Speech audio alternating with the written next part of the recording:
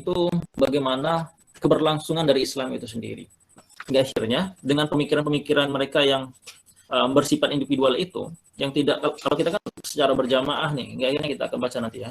Kalau di kami kita keputusannya keputusan syuro gitu. Nah, maka pemikiran-pemikiran sebelum itu adalah pemikiran-pemikiran individual gitu. Seperti Jamaluddin Al-Ghafani, kemudian Dr. Muhammad Iqbal, Muhammad Rashid Ridho, kemudian Muhammad Abdu. Itu adalah orang-orang yang ketika sebelum runtuhnya Turki Utsmani, mereka itu adalah orang-orang yang berpikir itu secara individual, tidak memikirkan bagaimana ketika apakah pikiran saya ini layak untuk jemaah kita, apakah pikiran saya ini layak untuk Islam, tapi mereka memikirkan berdasarkan dengan pemikiran-pemikiran sendiri tanpa keputusan jamaah atau secara syuro gitu ya. Nah, untuk mengembalikan peranan politik Islam yang berada di Turki itu, maka munculnya pemikiran-pemikiran dari seorang tokoh yang disebut dengan Hasan al-Banna. Maka kita akan membahas langsung dengan Hasan al-Banna ya, karena kita tadi bicaranya tentang runtuhnya Turki Utsmani.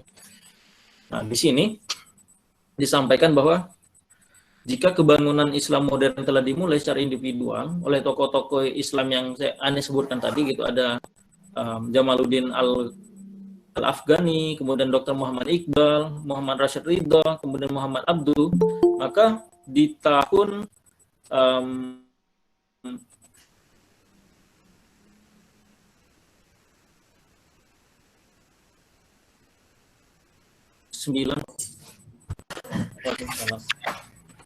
Bentar ya. Ini aneh lagi di cycle ya, Bun ya.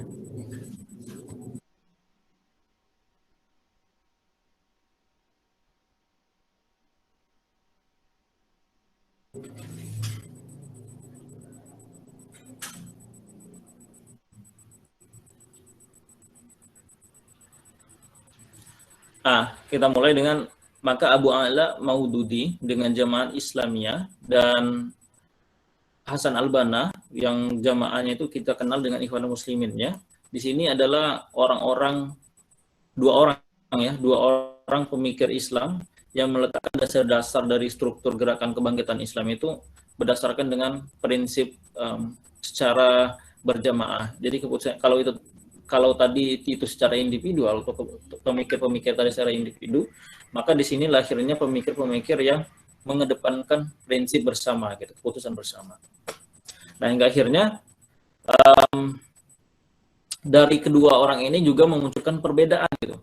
Kalau dari Abu A'la Maududi ini memunculkan lebih fokus terkait dengan figurisme,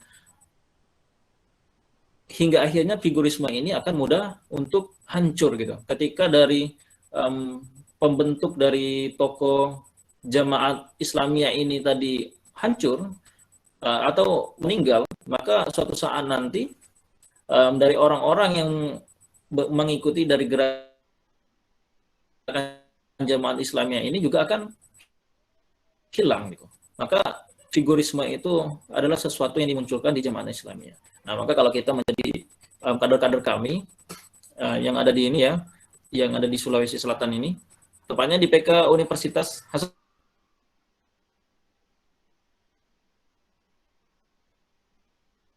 Hasanuddin ya, atau salah nih? Atau seluruhnya ini? Atau seluruh yang berada di wilayah Sulawesi Selatan atau di PK Hasanuddin aja? Seluruhnya, Bang. Seluruhnya. Nah, kalau misalnya teman-teman yang berada di kami, nanti misalnya ada siapa tuh tokoh pembesar yang ada di Sulawesi Selatan misalnya, ada misalnya kakak-kakaknya di kami, maka teman-teman berprinsipnya itu berdasarkan dengan pemikiran-pemikiran seorang tokoh itu, atau teman-teman mengedepankan figurisme terhadap orang-orang yang bergerak di kami yang berada di Sulawesi Selatan itu, tiba-tiba penggerak itu hilang atau kabur dari jemaah kita, maka teman-teman akan juga hilang gitu. Tapi berbeda dengan pemikiran yang disampaikan oleh Hasan al-Banna. Maka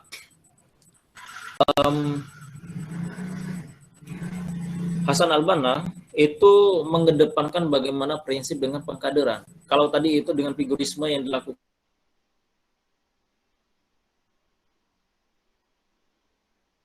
dilakukan oleh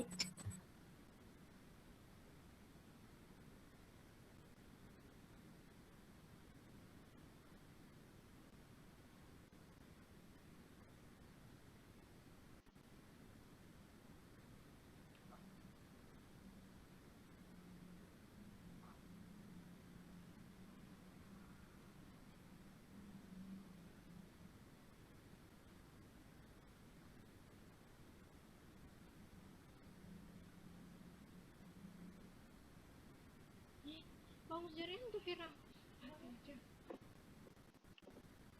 Bilang.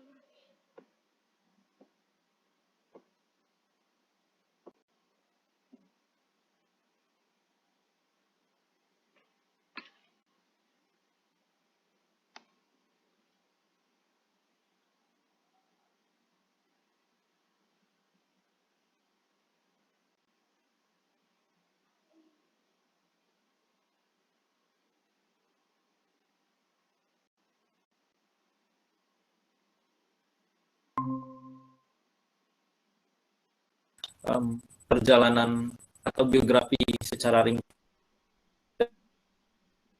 gitu, tapi kita tentang studi tokoh. Jadi ada perbandingan antara keduanya. Nah, teman-teman semua, kalau kita mulai dengan Hasan al-Banna, maka ini adalah kita bicara tentang seorang penggerak yang berada di Al-Ikhwan al-Muslimin. Nah, Hasan al-Banna ini, teman-teman catat mungkin biar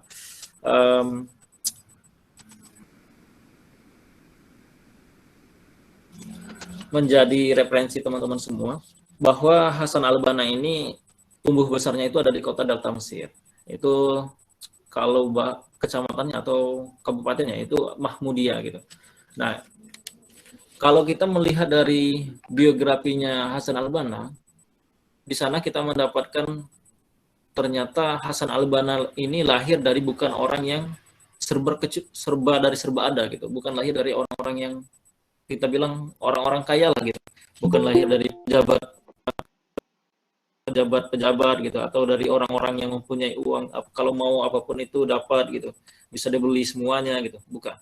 Tapi Hasan al-Banna ini orang tuanya itu adalah tukang kayu, tukang parasi jam, dan juga beliau itu adalah orang-orang yang pokoknya serba kecukupan lah gitu ya, pokoknya nggak lahir dari orang kaya, nggak juga terlalu miskin. Jadi bapaknya ini, bapak dari Kiai Haji Hasan al-Banna ini itu adalah juga seorang ulama. Jadi kenapa misalnya kalau dari pemikiran-pemikiran Hasan al-Banna itu lahir dari siapa, kemudian cara pendidikannya itu lahir dari siapa, sebenarnya pendidikan utamanya itu dari bapaknya gitu. Bagaimana Hasan al-Banna itu dididik untuk menjadi seorang pribadi yang muslim dari keluarganya gitu. Nah, tetapi pemikiran yang dimunculkan itu bukan lahir dari keluarganya, tetapi pemikiran itu ketika beliau mendapatkan pendidikan di Kairo gitu ya. Ketika itu di tahun 1923, maka Hasan al-Banna ini pergi ke Kairo untuk masuk di dalam perguruan tinggi. Itu kalau di perguruan tinggi Mesir, Anda nggak tahu lah ya, apa misalnya sekolah tingginya itu masuk perguruan tinggi kelas berapa gitu, tingkat berapa gitu ya. Maksudnya tatarannya itu, atau udah masuk di sekolah tinggi yang kualitas nasional pengetahuannya gitu. Tapi apa disampaikan dari nama nama sekolah tinggi yang dimasuki oleh Hasan al-Banna itu adalah Dar al-Ulum gitu. Kalau kita kenalnya itu Darul Ulum gitu. Nah, tapi kalau bahasa di sini itu adalah Dar al-Ulum.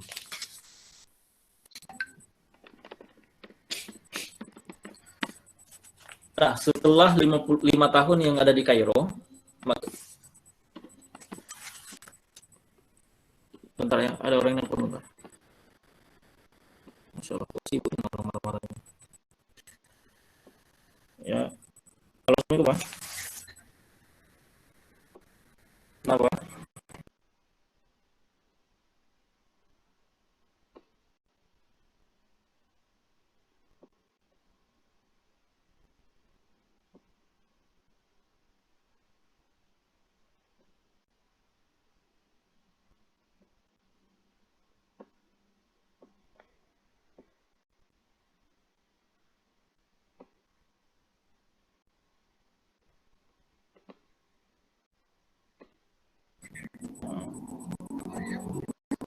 Kalau Anda tahu ya, saya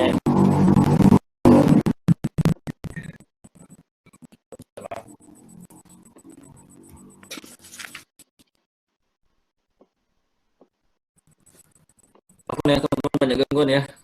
Malam ini sebenarnya malam jadwal Leko, tapi malam ini diganti. Jadi nanti malam ini aja untuk um, materinya. Oke, kita lanjut. Aneh mulai dari sini dulu. Kisah perjalanan Al-Ikhwan ini, beberapa hal yang mungkin kita bisa ambil dari Hasan Al-Banna, bagaimana pemikiran-pemikiran beliau ini, itu pemikirannya itu tidak untuk pribadi yang berada di dalam Ikhwanul Muslimin itu. Jadi Hasan Al-Banna memunculkan pemikiran-pemikiran yang dilakukan beliau itu bagaimana mengedepankan sifat dan sikapnya itu untuk Islam itu sendiri, bukan untuk orang-orang yang berada di dalam bagian dari Ikhwanul Muslimin, bukan hanya untuk bagian dari orang-orang yang bersama dengan Hasan Al-Banna, bukan bersama orang-orang yang ketika itu memperjuangkan Hasan dari Ikhwanul Muslimin gitu. Tetapi semuanya itu adalah untuk Islam itu sendiri. Maka ketika kita bicaranya tentang Ikhwanul Muslimin, maka Ikhwanul Muslimin itu lebih tepat dengan bagaimana ketika kita menyikapi Syumulatul Islam di dalam materi pertama kita gitu. Jadi semuanya itu yang kita bahas terkait dengan ketika di sini ternyata Ikhwan Muslimin juga membahasnya. Ketika dengan kondisi seperti ini ternyata Ikhwan Muslimin juga membahasnya. Maka yang disampaikan oleh Hasan Al-Banna itu bahwa kita adalah gerakan pengkaderan. Jadi ketika masanya seperti ini pasti akan ada tokoh yang dimunculkan untuk memecahkan masalah dan memunculkan solusi seperti ini pada masanya. Nah,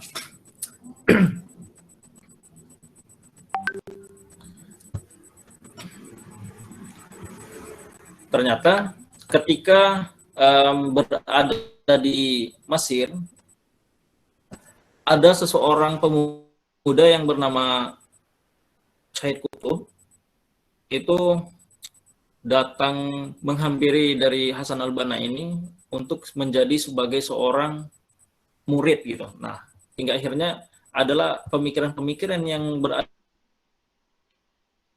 bersama dari Hasan Al-Banna ini itu diwariskan bersama dengan pemikir-pemikir setelah dari Hasan Al-Banna ini.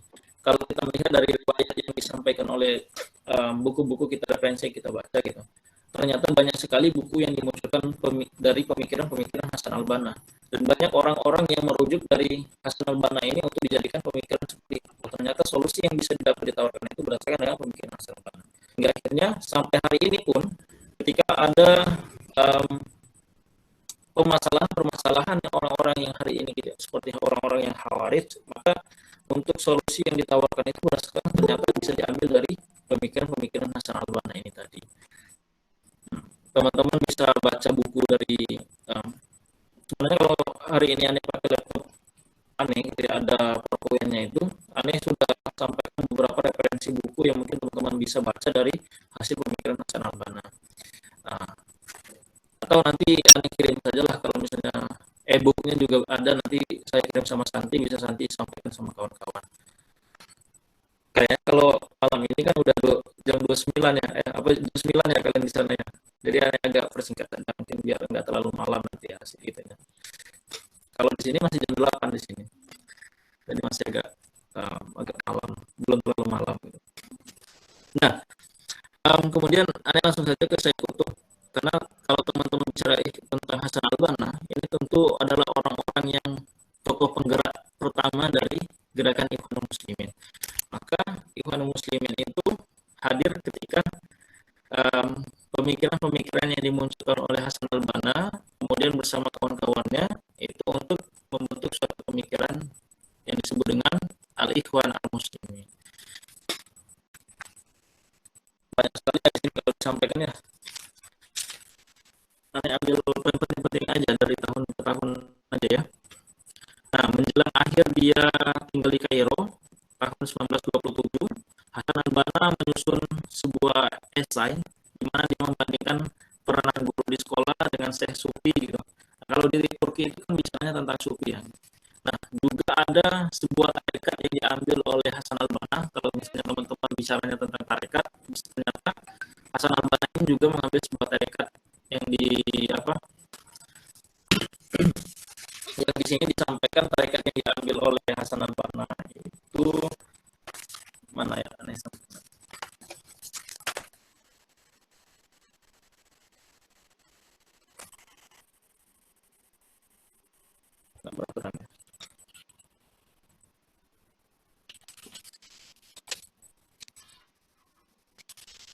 Nah, Hasan al-Banna itu dari berusia 13 tahun itu sudah mengambil yang namanya tarekat.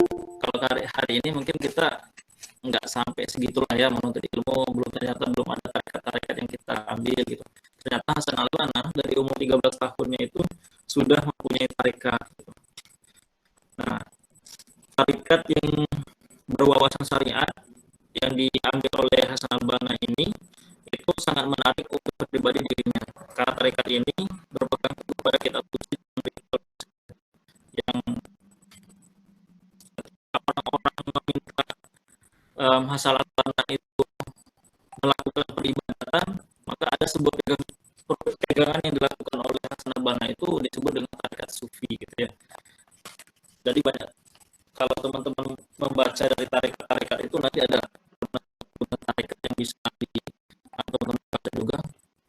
Hingga akhirnya teman-teman bisa menyesuaikan ternyata tarekat seperti ini ketika mengambil sebuah kesimpulan tarikatnya gini gitu. Nah, itu disebut dengan tarekat. Ada tarekat-tarekatnya. Kemudian ada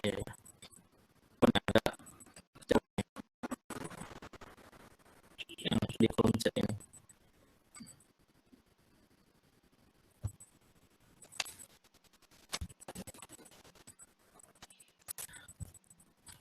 Nah, kita tadi di masa itu ya, ketika masih di Kairo. Jadi kalau misalnya tadi itu masa pada saat masih menuntut ilmu, maka ketika itu ada masa saatnya pembentukan yang namanya Ikhwanul Muslimin ini tadi. Nah, di masa-masa seperti ini adalah masa-masa yang sulit untuk memposisikan bahwa pemikiran ini cocok atau tidak gitu, atau pemikiran ini layak atau tidak kita jadikan untuk landasan ketika kita berjuang di suatu negara ini gitu. Hingga akhirnya perjuangan-perjuangan yang dilandaskan dengan asas pengkaderan ini tadi, maka itu bisa dimunculkan ketika itu orang-orang yang nggak banyak gitu, orang-orang yang bersama memikirkan untuk kebaikan bangsa yang berada di Turki itu, kebaikan Islam itu nggak banyak.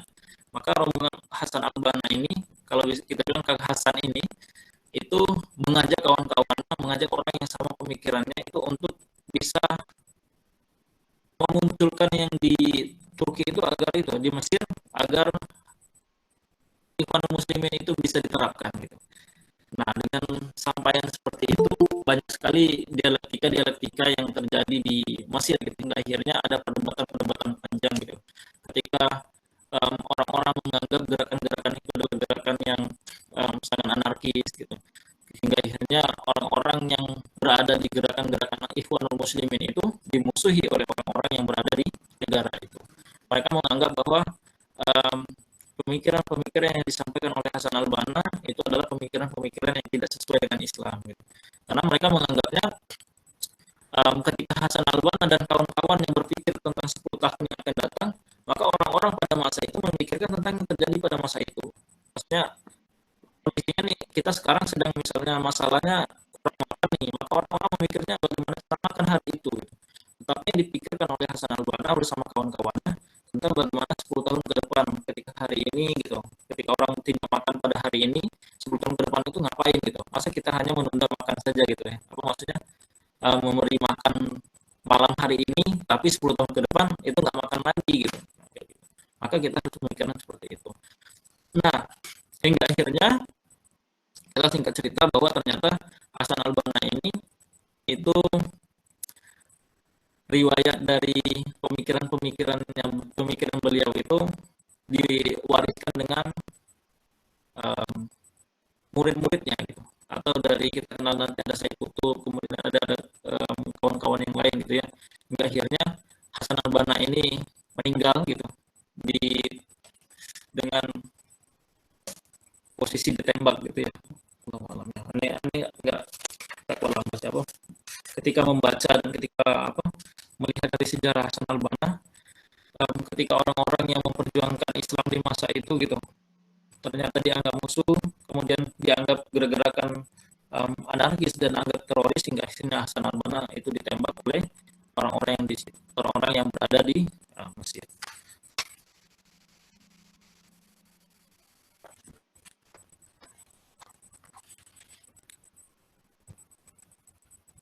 Kita sampai jam berapa nanti?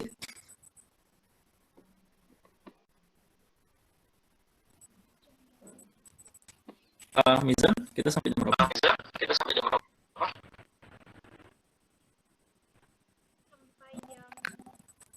sampai jam 10 Kak. Sampai jam 10. Di sini jam 10 Kak, sampai jam 10. Iya.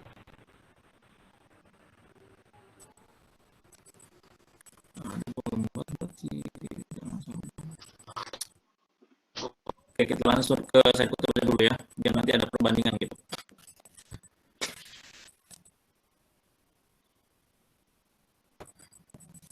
Nah, kalau kita bicara tentang Hasan al-Banna, maka ada seorang tokoh dari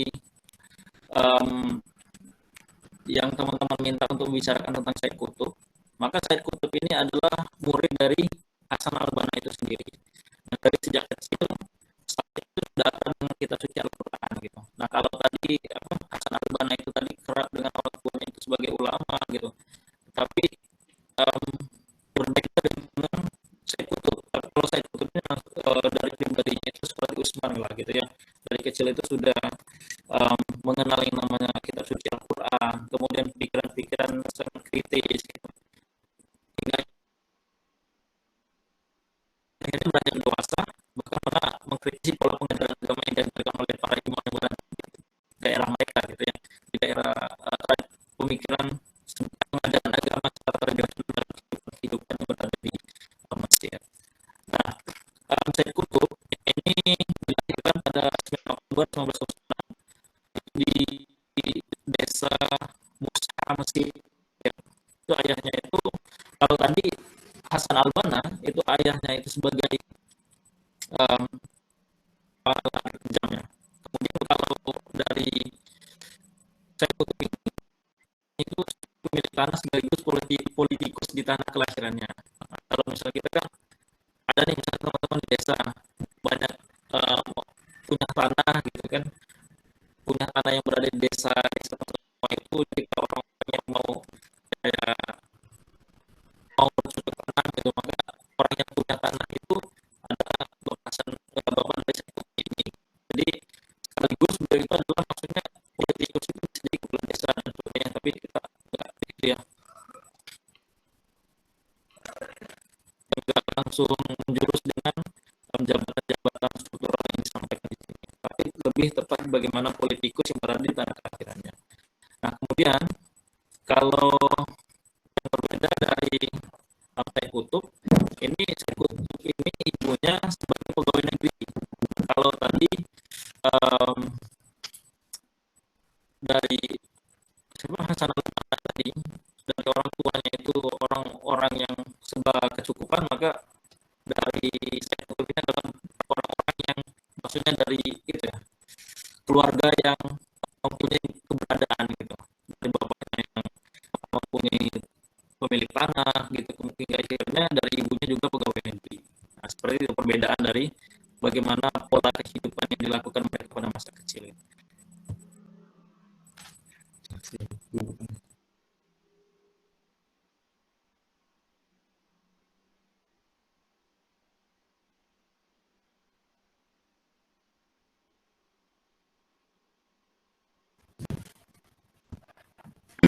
Nah, kemudian Hasan al-Banna mewariskan pemikiran-pemikirannya itu kepada Said Qutb ini ketika pada masa 1950-an yang terjadi itu tadi ya. Ada pengunduran dari ibunya ibunya Said Qutb ini tadi sebagai seorang pegawai negeri, kemudian mengundurkan diri gitu karena mengetahui bagaimana sifatnya saat saya itu berusia 23 tahun itu memutuskan untuk berangkat ke Kairo, untuk menimba ilmu. Kalau tadi siapa Hasan al-Banna berangkat ke Mesir untuk menimba ilmu, maka Said Qutb itu dari Mesir berangkat ke Kairo untuk menimba ilmu. Jadi berbeda tempat posisi berangkatnya gitu ya. Dari posisi lahir menuntut ilmu dan berangkatnya itu berbeda.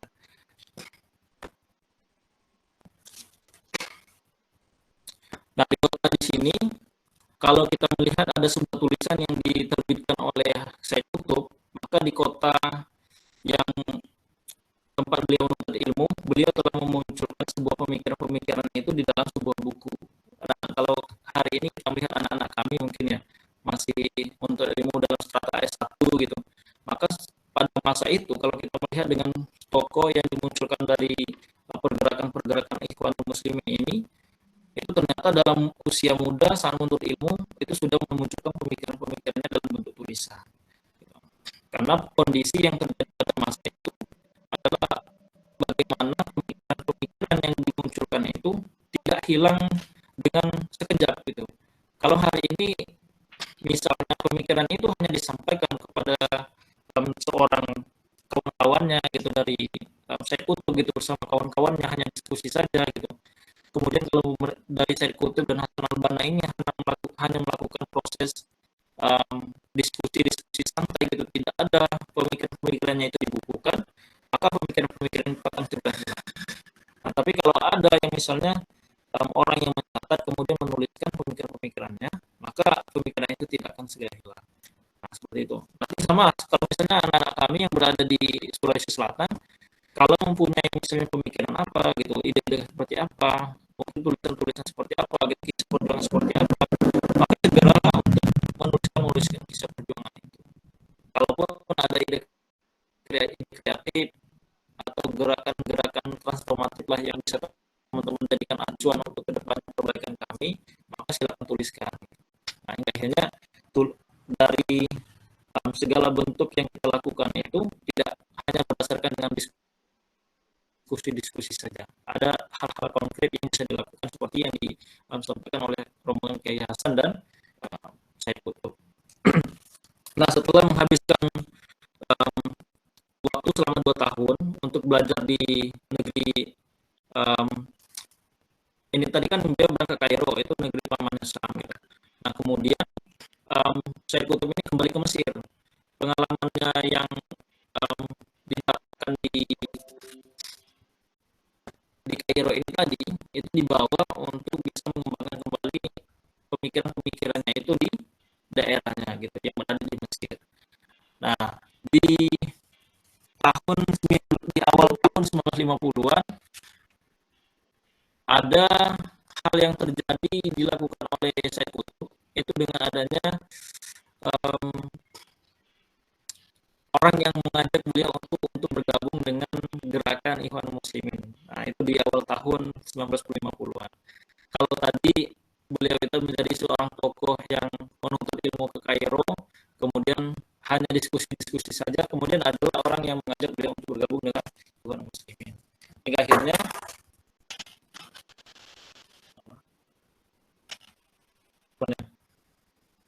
akhirnya ada si dinamika pengunduran diri dari Said Qutb untuk menjadi pegawai negeri, hingga akhirnya memutuskan untuk menjadi politikus. Nah, gitu.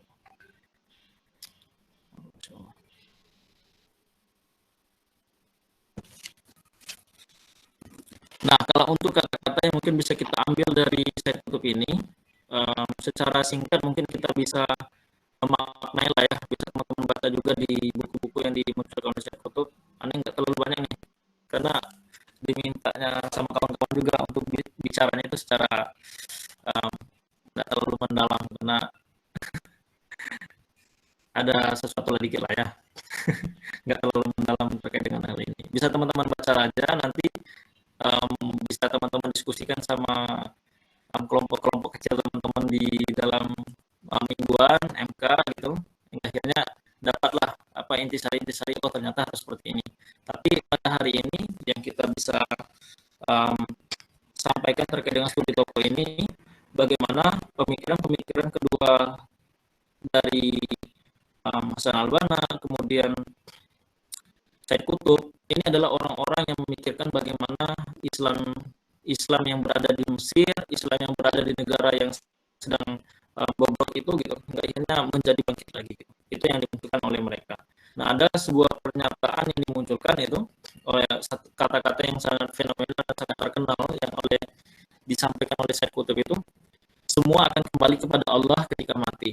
Tapi yang berbahagia adalah orang yang dekat dengan Allah semasa hidupnya.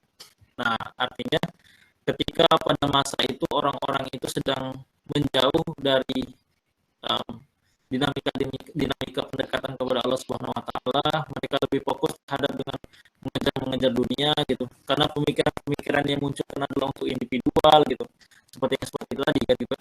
Hingga akhirnya orang-orang yang kembali untuk mau menjayakan Islam itu hanya orang-orang sedikit saja gitu. Nah, hingga muncullah perkataan-perkataan yang disampaikan oleh Said Qutb bahwa segala sesuatu itu akan kembali kepada Allah ketika mati nanti.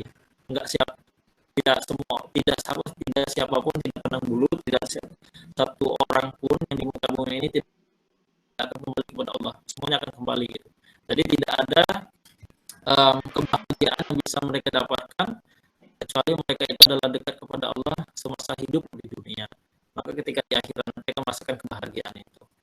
Nah, gitu kalau kata-kata yang disampaikan oleh Said Qutb.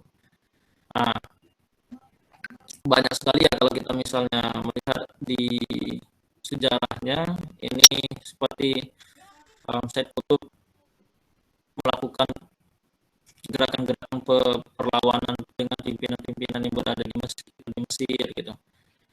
Menjatuhkan raja, kemudian menggantinya dengan sistem presidensial gitu dan sebagainya gitu kan yang dilakukan oleh Said Qutb. Nah, orang-orang yang dipilih dari gerakan ini tadi ketika masa itu membutuhkan orang-orang yang berpikir terkait bagaimana memposisikan gerakan-gerakan Islam ini bisa diposisikan untuk mencapai suatu kejayaan, maka muncullah gerakan-gerakan yang disampaikan oleh Said Qutb ini. Orang yang mempunyai keilmuan yang sangat luar biasa dan orang yang mempunyai keluarga yang dihormati dan dianggap lebih maju daripada yang lain, kemudian dari situlah memunculkan apapun yang disampaikan oleh Said Qutb itu bisa didengarkan oleh orang lain gitu. Bukan berarti ketika kita tidak lahir dari orang yang berkeadaan tidak didengarkan ya, tapi maksudnya menjadi langkah awal pada saat itu Said Qutb itu didengarkan pemikiran-pemikirannya.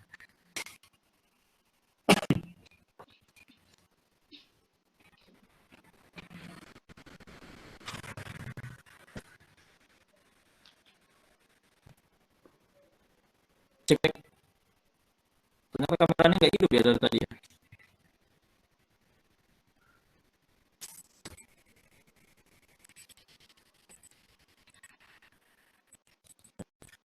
Nah, ada karya-karya yang dimunculkan oleh Said Qutb dalam ketika beliau dalam masa mudanya gitu kan ya, ketika menjadi seorang yang dianggap bisa didengarkan pemikiran-pemikirannya, itu bagaimana karya-karyanya itu bersifat filsafat gitu. Kemudian dari Said Qutb juga menuliskan buku-buku yang berjudul tentang sastra, sosial, pendidikan, politik, itu ada semua gitu. Tetapi yang tidak itu bagaimana tidak bisa mencapai dari segala elemen dari sisi kehidupan, hanya fokus kepada beberapa hal yang beliau alami semasa hidupnya, seperti sastra tadi gitu, karena beliau juga orang-orang sastra juga, kemudian sosial, pendidikan, politik, filsafat, agama. Nah, dari karya-karya yang disampaikan oleh Hasan al-Banna ini misalnya satu-satu ya, kalau teman-teman bisa mencatatnya nanti ada berapa? Ada 25 karya yang dibuat oleh Hasan al-Banna. 30 ya, 30 karya ya. Jadi salah satunya sebutin aja dengan judul Fi Zilal Al-Quran, kemudian ada Wasir Al-Fani Al-Quran, sampai dengan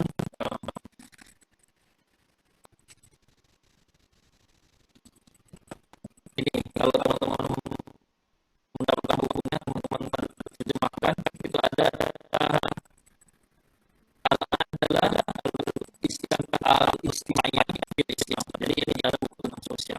kemudian ya, tentang kemungkinan agama itu adalah mustaqbal jadi mustaqbal ya mustaqbal ini teman-teman paham lagi bagaimana kejayaan kita dan sebagainya. Ini adalah dari karya-karya yang dimunculkan oleh Hasan al-Banna dari Syekh Qutb Hasan al-Banna. Nah, dari situlah kemudian pemikiran-pemikiran itu bisa dibaca oleh orang banyak. Nah, kalau tadi Hasan al-Banna itu memunculkan karya-karyanya itu dibaca untuk dari orang-orang yang bersama beliau pada masa itu yang mendengarkan dari pemikiran-pemikiran beliau. Maka Syekh Qutb ini adalah meluaskan dari pemikiran-pemikiran yang disampaikan oleh Hasan al-Banna itu tadi. Beliau juga meneruskan dari estafet perjuangan kaum muslimin bersama dengan kawan-kawan yang semasa dengan beliau.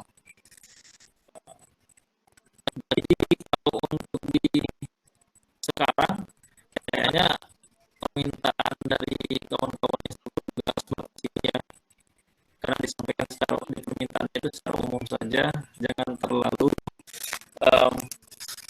karena ini kayak nanti teman-teman kalau bahasanya sini karena ini ruang terbuka, domain ini bukan siapa boleh memprivasinya, ini ada ruang terbuka untuk semua gitu. Jadi harapannya bisa ada beberapa yang bisa di skip, gitulah ya.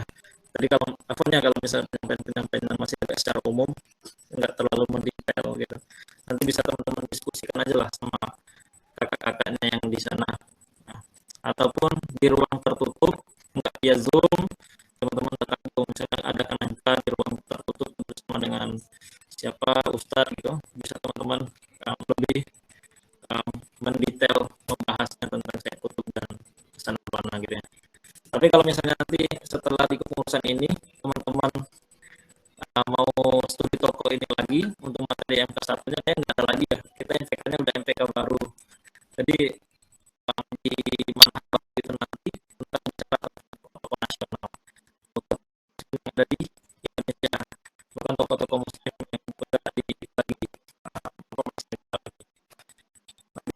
nanti kalau kita terus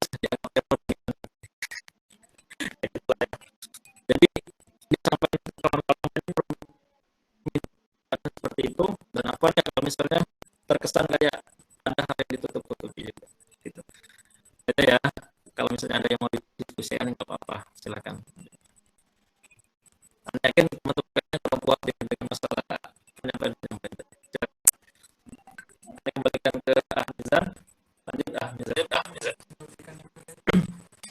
Iya, baik, terima kasih atas penyampaian materinya pada malam hari ini. Baik, untuk teman-teman yang kira-kira nih ada yang ingin bertanya atau masih ada terjanggal di pikirannya, mungkin saya persilakan untuk teman-teman dan kakak-kakak sekalian.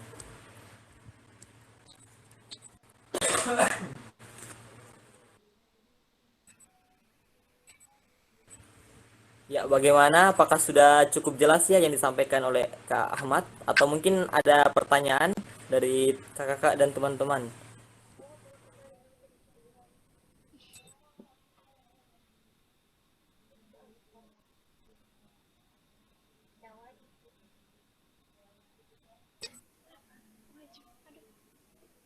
Nanti kalau misalnya kawan-kawan di kaderisasi di sana mau buat kajian tokoh-tokoh muslim, kayaknya mulai aja deh, nggak apa-apa misalnya kayak buat kajian dari kayak Haji Agus Salim mungkin gitu ya, menelisik studi tokoh kayak Haji Agus Salim gitu. Nah, kayak nanti mungkin gimana sih kaitannya dengan kita di kami gitu. Kemudian kaitannya dengan Islam di Sulawesi seperti apa sih gitu, kayak gitu kan ya. Kan bisa diambil kisah juga dari Utsman bin Affan kalau misalnya kayak Haji Agus Salim dan sebagainya gitu kan ya. Tafadol, kalau seiring berjalannya Anda diskusikan aja ya, sampai kalau teman-teman ada yang mau bertanya nanti, nggak apa-apa bertanya aja. Karena kalau misalnya kayak Haji Agus Salim, bagaimana ketika masa hidup beliau gitu, itu sangat berkaitan erat dengan Utsman bin Affan gitu. Jadi menjadi seorang tokoh di Indonesia, tapi tidak mau mengambil dari uang dari gaji kepemimpinan, tapi dari bagaimana hasil dari usaha-usaha yang dilakukan. Kalau Utsman itu menjual barang-barangnya gitu ya, menjual pedang-pedangnya gitu, tapi tidak mengambil dari gaji selama kepemimpinan, itu sama seperti yang di kisah-kisah oleh kayak Haji Gus Salim dan sebagainya. Gitu. Saranannya itu aja ya kalau misalnya mau studi toko ya. Nah, soalnya kemarin itu agak berdebat, agak menimbulkan perdebatan. Kok ini materinya itu gitu sama Santi gitu ya. Ada nggak Santi? Masih ada Santi?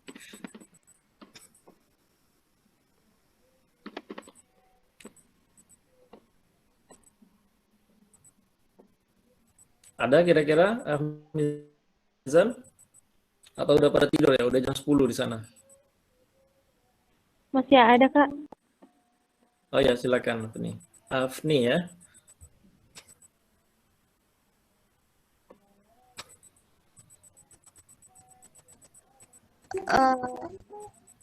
Mau tanya, boleh? Ya, silakan Afni. Baik, bismillahirrahmanirrahim. Assalamualaikum warahmatullahi wabarakatuh. Waalaikumsalam warahmatullahi Lebih ke perihal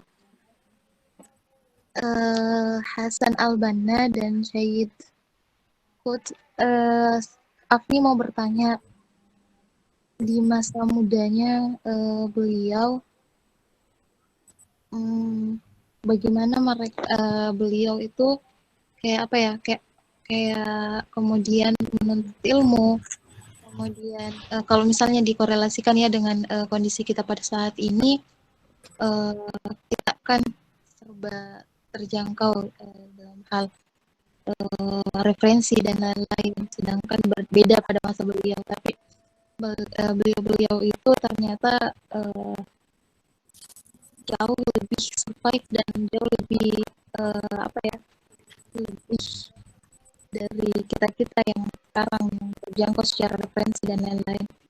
Nah, bagaimana kemudian untuk kita semua yang ada di era digitalisasi ini bisa kayak membangun semangat dan fight dalam hal berani untuk kemudian speak up atas kebenaran itu sendiri, sebagaimana Hasan Al-Banna yang bahkan sampai meninggal pun beliau kan masih tetap berjuang dan menegakkan kebenaran yang kayak gitu atas dasar ilmu pengetahuan itu sendiri kayak begitu. Demikian itu saja mungkin Pak. Assalamualaikum warahmatullahi wabarakatuh. Waalaikumsalam warahmatullahi wabarakatuh. Mana ini kameranya? Ya. Jadi kalau dari Syed Qutb sama Hasan Al-Banna, mereka ini adalah orang-orang yang semasa hidupnya itu melakukan sesuatu kebermanfaatan untuk bukan hanya untuk pribadinya, juga untuk bagaimana orang-orang di sekitar dulu itu merasakan kemuliaan atau keberkahan terkait dengan perjuangan mereka. Bahkan kalau Syed Qutb itu di masa mudanya itu menafsirkan bagaimana dari ayat-ayat tentang sesuatu yang merugi gitu. Maksudnya manusia itu akan merugi ketika melakukan hal-hal seperti apa gitu. Nah, di masa hidupnya bagaimana melakukan penafsiran seperti itu. Dan penafsiran yang dilakukan oleh Hasan Al-Banna, Syed Qutb ini itu pada masa muda gitu. Bagaimana Syed Qutb menyampaikan bahwa orang yang merugi itu ada beberapa hal gitu. Yang pertama beliau sampaikan amalan yang sia-sia di dunia akhirat, kemudian tentang bagaimana orang-orang yang di dunia ini hanya mengikuti hawa nafsu dan syahwat dalam hidupnya gitu. Maka hal itu adalah menjadi muncul profesional yang dilakukan ketika masa hidupnya, bahwa untuk menjadi seseorang yang berguna dalam lingkungan perpolitikan untuk Islam, untuk menjayakan suatu keislaman itu kan dimuncul bagaimana dari pribadi muslimnya gitu. Nah, kalau kita melihat dari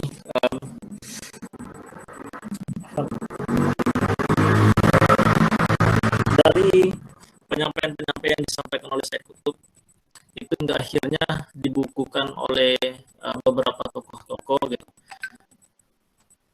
bahwa Islam itu akan jaya ketika pribadi-pribadi yang berada di individu-individu yang berada di Islam itu menjadi pribadi-pribadi yang muslim. Jadi kalau kita bercita-cita untuk melakukan suatu kejayaan itu bukan kita mulai dengan menciptakan seorang pemimpin yang hebat dulu atau menciptakan Said Qutb yang hebat dulu gitu, bukan.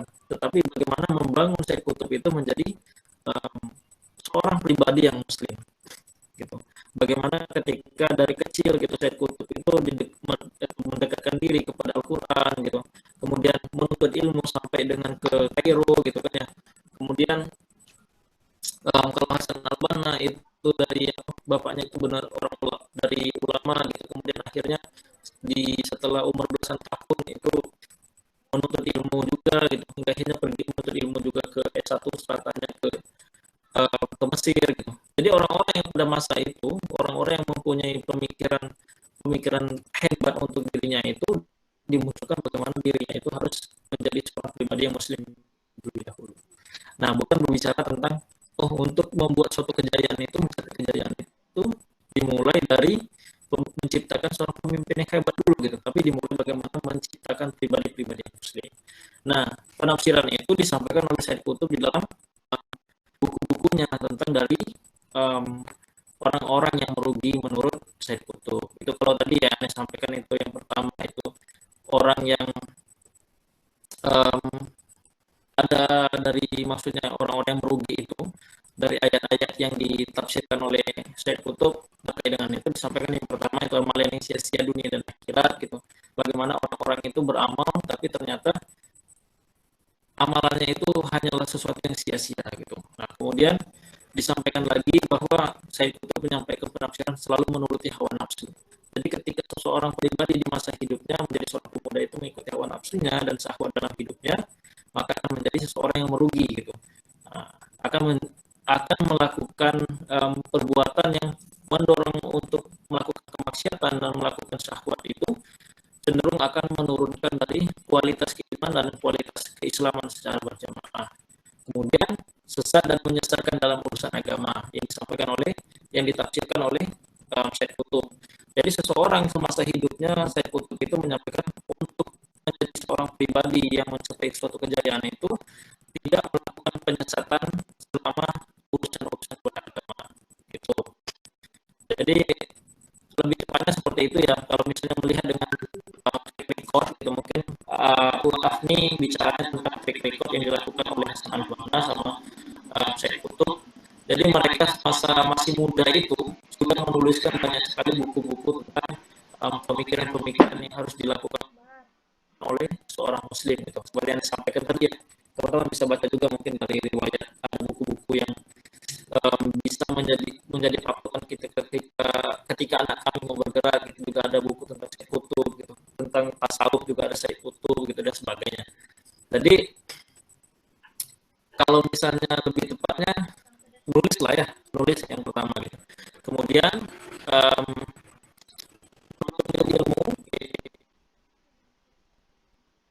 itu yang harus diutamakan ketika masih muda, barulah nanti ketika menjadi selesai dari menuntut ilmu kita misalnya pulang teman-teman dari Sulawesi Selatan, di mana nih kota besarnya di mana nih gitu, pulang ke desa hingga kita membangun desa gitu. Nah itu yang dilakukan oleh Said Qutb ataupun Hasan Al-Banna semasa hidupnya. Said Qutb kan tuh kuliah tuh di Kairo, kemudian pulang lagi ke Usul, pulang lagi ke Mesir tempat mereka, balik akhirnya membangun desa untuk menjadi desa yang nuansa Islam gitu, seperti itu. Jadi gitu, kira-kira masih ada mau ditambahkan nggak kira-kira?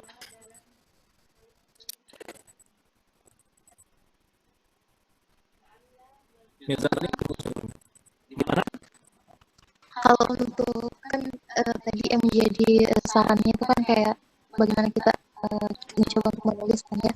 Kalau misalnya dari Agnes sendiri misalnya menulisnya berangkat dari hal-hal kecil saja dulu, hal-hal yang umum. Boleh nggak? Atau harus memang kayak berdalil hal ini kayak memang harus mencantumkan dari surah dan hadis kayak gitu atau bagaimana? Tentu kalau yang misalnya dari targetan sasaran yang disampaikan oleh Said Kutub ini kan bagaimana kondisional yang dilakukan masyarakat-masyarakat pada masa itu. Jadi kondisi kita di Indonesia, di Sulawesi sama Bengkulu kan beda-beda gitu. Jadi kita berangkat pemikiran-pemikiran kita itu berdasarkan dengan Islam lah gitu, pemikiran-pemikiran Islam yang disampaikan oleh Hasan Al-Banna, Said Kutub gitu. Itu mereka menyampaikan hendaklah seseorang itu melakukan perbuatan-perbuatan itu berdasarkan dengan akhlakul karimah dan berdasarkan dengan Islam itu sendiri. Jadi pemikiran-pemikiran yang mereka sampaikan itu berdasarkan dengan berdasarkan Islam. Jadi maksudnya bolehlah gitu, kawan-kawan kalau punya tulisan ataupun membuat karya-karya yang bisa menjadi orang itu bisa mendengar dan mengikuti dari perbuatan-perbuatan kebajikan, maka silakan berangkat dengan permasalahan-permasalahan yang teman-teman hadapi di lingkungan teman-teman. Tapi kalau landasannya, silakan teman-teman cari itu, ya, solusi yang mereka teman-teman tawarkan itu adalah solusi untuk Islam. Gitu. Dan kita sebagai kader kami kan ditawarkan gitu, Islam adalah solusi tawaran kami, gitu. Nah, seperti itu. Jadi insya Allah apapun yang kita solusikan, jadi UHAP gitu ya, solusinya nanti berdasarkan dengan landasan-landasan Islam, landasan Al-Quran gitu. Hendaklah mungkin kalau teman-teman membuat cerpen gitu kan ya, ataupun membuat novel atau membuat buku tentang karya tulis dan sebagainya, itu ada slip itu membedakan teman-teman sama kawan-kawan yang lainnya itu bagaimana dari solusi yang teman-teman tawarkan itu. Kalau solusinya hanya untuk dunia gitu, kalau orang-orang itu solusinya untuk dunia, kita tentu solusinya itu berefek dengan akhirat gitu, seperti itu. Nah, maksudnya seperti itulah ya, dari maksud dari Said Kutub dan kawan-kawan dan Hasan Al-Banna. Gitu Abni. Gak apa-apa dimulai dari hal yang kecil aja nggak apa-apa kalau mau menulis dan sebagainya. Tapi nggak terpatok dengan menulis ya, maksudnya yang disampaikan Said Kutub dan Hasan Al-Banna itu, hendaklah masa hidup itu seorang pemuda itu melakukan perbuatan-perbuatan yang bermanfaat. Nah, maksudnya gitu. Jangan terhindar dari suatu kesia-siaan. Nah, itu penafsiran dari sesuatu yang merugi yang disampaikan oleh Said Kutub itu tadi. Gimana aku nih? Siap-siap aman. Terima kasih, Kak. Iya. Oke, Assalamualaikum warahmatullahi wabarakatuh. Waalaikumsalam warahmatullahi wabarakatuh. Milton tadi udah masuk belum? Udah. Tamiza. Baru bagus ya. Bagus ya pertanyaan dari Kak Opni Afifah dari program dari Sosok Unhas, dari Unhas ya. Baik, bagaimana untuk teman-teman nih yang dari kami komisaris dari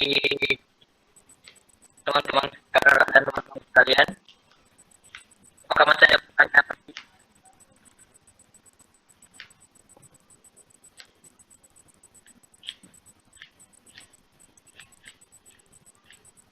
Ya. Bagaimana ini?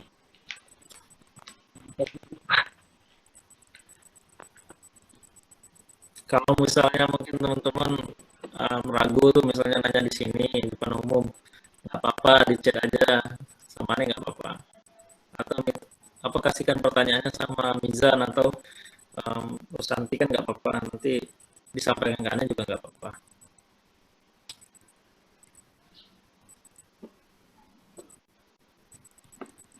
Iya, siap Pak. Kayaknya Kak sudah cukup ya. Ini apa pertanyaan tadi?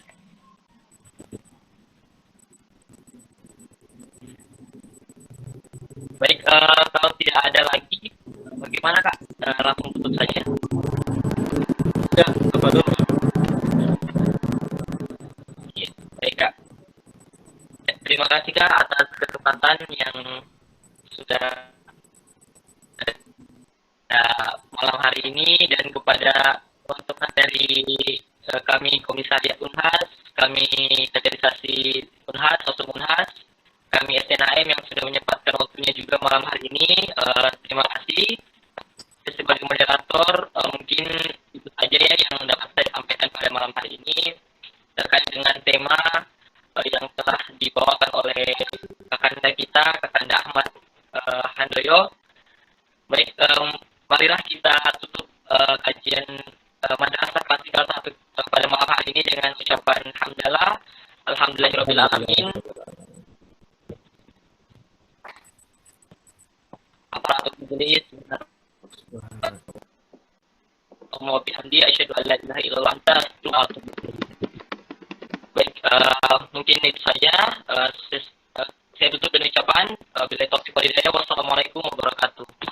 Baik, terima kasih Kak. Ya, waalaikumsalam. Boleh sesi foto dulu, Kak. Oh gitu. Ya. Ya. Udah malamnya di sana, udah jam 10:30 ya. Iya, Kak, benar. Ya. Teman-teman yang lain bisa mungkin videonya dibuka, kamera videonya dibuka.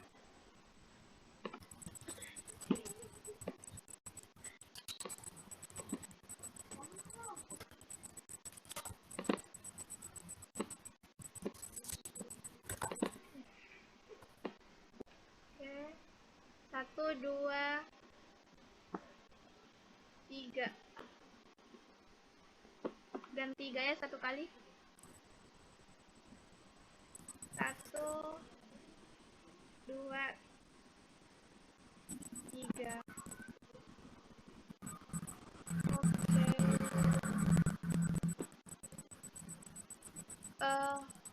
Takbir bisa ini deh, share screen. Afwan, Kak, ada penyerahan plakat dari kami. Masya Allah. Ya. Bentar. 1 kali lagi foto ya. 1, 2, 3. Oke. Kasih banyak Kak atas kesempatannya Ya. hadir. Ya, terima kasih banyak Kak Ahmad. Terima kasih atas waktunya. Sampai ketemu di lain kesempatan ya.